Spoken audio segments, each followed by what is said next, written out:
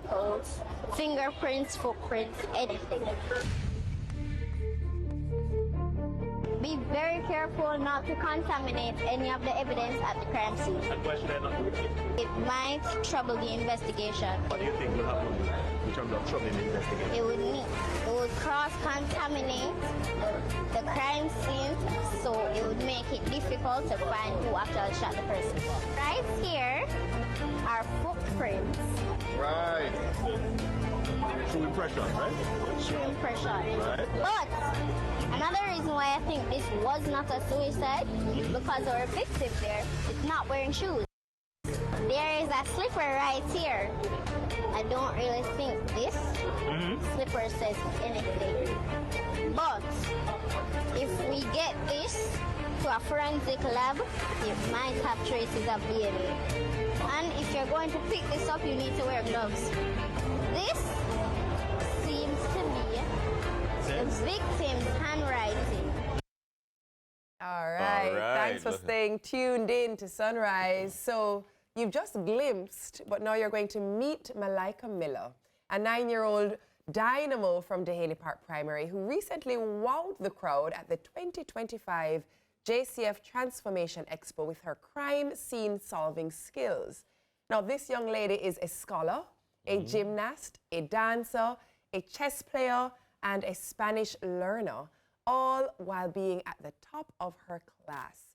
Malaika's future is as bright as her intellect. And oh, fun fact, she was taught to read in 8 weeks by her brothers. So, big up to her brothers. Is it Chike and Raphael? Nice. Yes. So, they are also from Kingston College. They're going to Kingston College, actually. They're heading to Kingston College. Nice.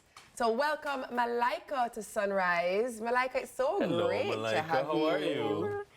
I am fine, thank you. Well, all right. First of all, let me ask you, when you came to the expo, did you expect that you were going to get anybody's attention? Or did you just think you were going to come and see some cool stuff? I didn't think I was going to catch anybody's attention, because when I went to the expo, I actually was not sure what we were going to do there. Oh. But when we came, I saw that there were a lot of other schools there, so I said to myself, okay, maybe there are some attractions, some gifts you can win, and I would have fun with some of my friends. And I thought that would be the expo. I did not expect the crime scene at all. And more than just the crime scene, well, you solved an entire crime. Let's talk about that. But you also presented very well to the Commissioner of Police. What gives you that confidence to know that you can speak in such a sure way to even someone with such a big job and a big title? Because I've wanted to meet the Commissioner for so long. I practiced that conversation in my head at least 100 times without knowing I would meet him. Really? And what is it about meeting the Commissioner that made you practice it? Why did you ever want to meet the Commissioner? I wanted to meet the Commissioner because my love for forensic science, it developed when I was young. So when I found out that there was a Commissioner of Police that solves cases on the daily, I was like, I want to meet him. Nice. You know, you said something to the commissioner. I was standing there, and everybody kind of laughed. And you just said something a while ago that, you know, you became interested when you were young. You said to the commissioner, I've been interested in this for a long time. You're 9 years old. When did you get interested in forensic science and how? So it was when I was either 4 or 5. My brothers always used to set up these little hunts for me, and it was so much fun. I would solve these mysterious cases. Like, they would hide the peanut butter, and they're like, Malaika, where's the peanut butter? I'm like, I don't know, it was supposed to be in the fridge. They're like, why don't you go look for it? And I, like, okay.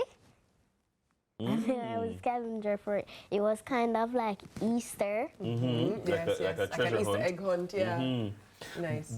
But somehow you've done your research, because there are things you know that some people who are police don't know, because you really are into the science of the forensic science. Like, how did you get into that? Do you just, like, you watch videos on YouTube and you read books and stuff? True crime podcast. Malaika, guess what? Me too. Don't tell anybody, because I think we're crazy. Isn't it so exciting? It's so much fun.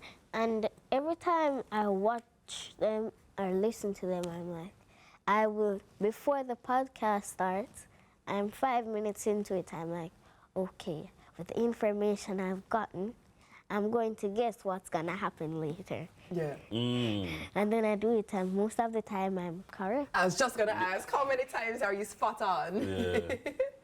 Yeah. Of course, at your school, you're involved in a lot of things. Yes. Duhaney Park Primary is an awesome school. Like, to what extent would you say, like, your school environment helps support the things that you're interested in? I see with a lot of pins. 100%. The subjects I get taught in school, not most of the time, but sometimes they can help me learn more about forensic science. And I think from a very young age, I've just loved school. Yeah. When I was in basic school, I used to love all my teachers. But when I moved on to primary school, I got a new teacher. I'm like, okay, now Malaika, you have to do work. Yeah. Yeah. When we were chatting before, we spoke about you being in grade 3 now. And you said you're really looking forward to grade 4. And the thing that's most exciting about grade 4 is because you get to Learn science. Yes. So do you think you're gonna focus on the sciences when you get older? You want to go into the sciences like that? Yeah. I think science would be a good profession for me because of my passion for science, for forensic science. But I will focus on my other subjects.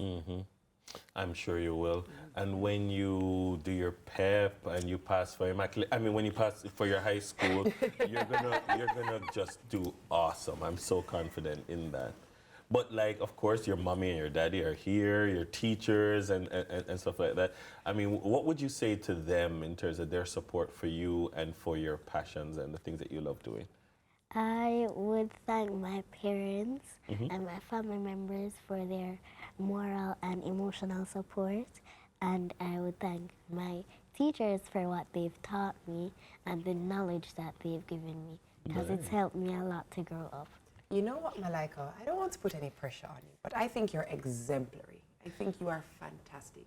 If you could give one message to other little boys and girls who are watching about the importance of maybe, school and finding a passion or a focus, what would you say to them?